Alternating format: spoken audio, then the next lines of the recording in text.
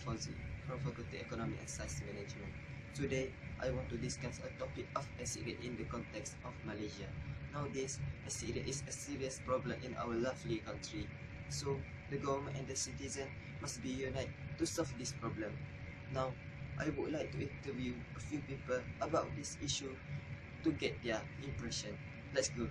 Adam, Yes. in your opinion, what are the factors that cause the acid rain? Okay, based on my knowledge, the acid rain is due to the factory that release smokes which contain sulfur dioxide gas.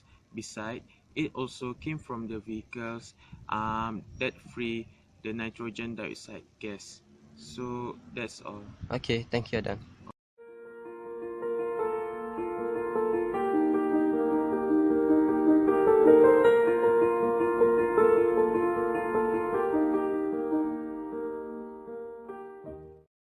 Saiful, would you share the effect of the acid rain? Of course, the effect of acid rain in terms of health. It will cause difficulties in breathing, whether older or young people. Next, it also causes skin disease. After that, in terms of environment, acid rain will increase the amount of acid in the soil. It will make the land infertile. Okay, thank you. Welcome.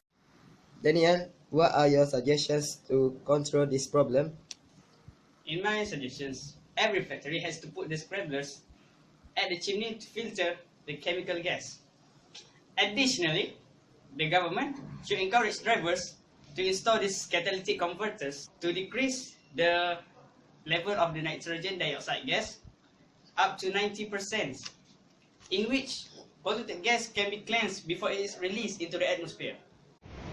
In conclusion, the government and the citizen have to cooperation to overcome this problem in our country for the welfare of the earth and our future generations. Thank you for watching.